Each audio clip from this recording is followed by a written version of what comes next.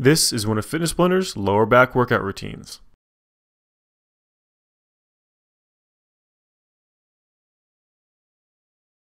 In this workout, we're going to be going through 8 different exercises for 50 seconds each.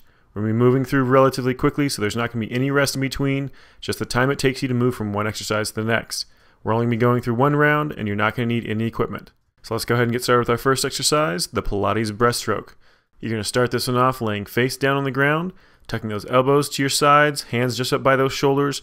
Lift your chest and those legs up off the ground really nice and high, and trying to keep that chest stationary. You're going to reach those hands out over your head as you exhale, then inhale as you sweep those arms back, tapping those thighs, and then bending those elbows so those hands start back at those shoulders. And then start that motion over again by exhaling as you extend those arms out. Now the whole time you want to try to keep that chest and those feet the same distance off the ground, just squeezing everything up really nice and high. As you extend those arms out, your chest is going to want to drop on you a little bit, but try to keep that back nice and tight, keeping that chest up off the ground. You have just a few seconds left. Keep that back nice and tight, squeezing those glutes, getting those legs and that chest up as high as you can. Now we're almost done, just about 5 seconds left. We're going to switch to Pilates swimmers next.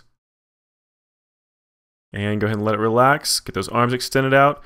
It's the opposite arm, opposite leg. So that left hand, right leg is just going to come up. And then that right arm, left leg. Just keep alternating back and forth. Keeping a nice tight squeeze to that lower back. If you can, try to keep those hands and feet hovering off the ground so you don't want to let them actually touch the ground as you move back and forth.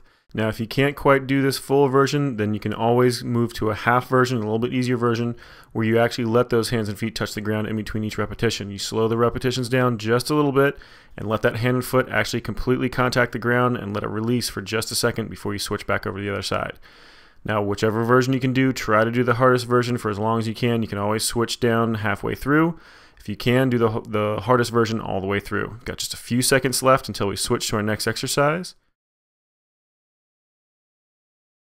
We're moving to windmill toe touches next, so go ahead and stand up for this next one.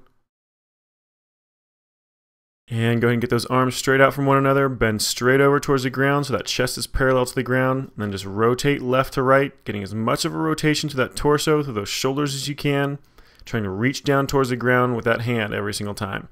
Just make sure you're trying to keep that back perfectly flat, just rotating back and forth in a nice slow motion. You don't want this to be fast, you don't want to be jerking back and forth. Everything should be under control, all those muscles to that core nice and tight. All of that motion bending you forward, getting that chest parallel to the ground, should be hinging from that hip joint and nothing to that back. That back should be perfectly flat. Keep those legs almost completely straight, just a slight bend in that knee. Don't let them bend like crazy. You want to have just a tiny bit of a bend there. And just 10 seconds left. Keep this motion going nice and strong. We're going to be moving on to a straight leg deadlift next. And go ahead and let it relax. Nice flat back again. You're going to tip straight forward towards the ground, keeping that back flat, hinging only from that hip joint. That back's going to be nice and straight from that shoulder all the way down to that hip. Don't let that lower back round. All that motion should be coming just from that hip joint. Those knees should be just barely bent. You don't want to lock that knee out completely, but you don't want to let that knee bend. You want to keep just a tiny little bit of a bend so that knee's just a little bit soft. Just keep that motion going, getting a full extension as far down as you can go without letting those knees bend and without letting that back round. Just keep that motion going a little bit longer. Make sure you get in a really nice tight squeeze to those glutes and that hamstring for this exercise. Now, if you want to use a little bit of weight for this exercise, feel free to next time. Just make sure you start really nice and light to make sure you can handle it first. Always form is most important. We're moving to a rotational toe touch next. And go ahead and start up that next exercise, rotating back and forth with those shoulders. It's kind of a combination between the last 2 exercises, so a deadlift and a rotation. Moving back and forth nice and slow. Try to get as much rotation to those shoulders as you can without bending that back too much.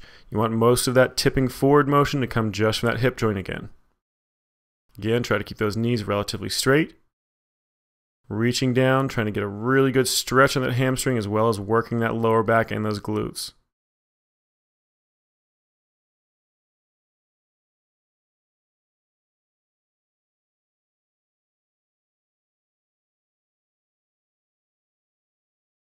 And just 10 seconds left. Keep it going. Keep those core muscles nice and tight, those leg muscles and those arm muscles. Just keep everything nice and solid. And go ahead and let it relax. We're going to move on to back bows next. So flat down on your stomach, arms straight out over your head. This one, those arms and legs are going to come up at the same time. Exhale as you squeeze it up, inhale as you drop back down.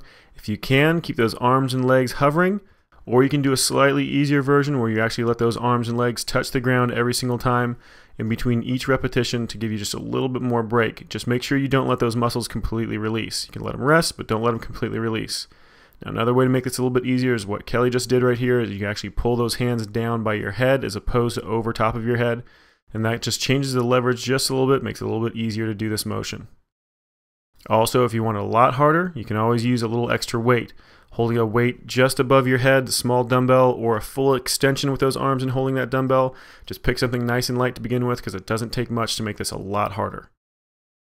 Alright, we're almost done, just a few more seconds. We're going to be moving to bird dogs next. It's going to come up onto those knees. Hands directly underneath those shoulders, knees directly underneath those hip sockets. Bring that left arm and right leg out, extend them out, and then that opposite side. Just alternate back and forth, a little bit of a squeeze and hold at the top each time. Make sure those core muscles are nice and solid the entire time, contracting those arm muscles, contracting those legs, making sure every single muscle to that body is nice and solid to burn a few more calories and to make sure you're getting a really nice tone out of this and focusing on contracting that back to really help increase that endurance and strengthen that lower back.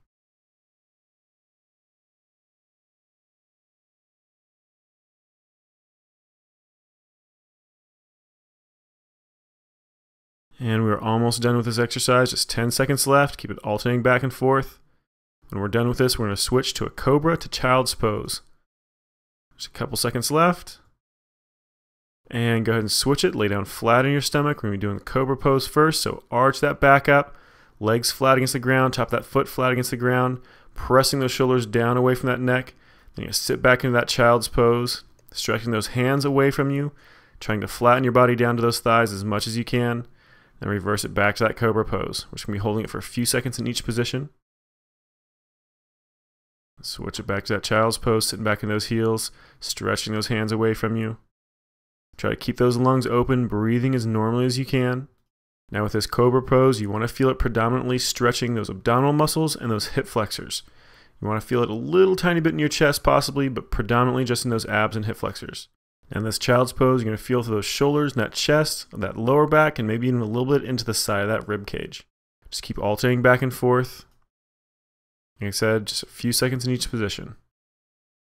And that is it. Very good. This workout is complete. You've just finished Fitness Blender's lower back workout.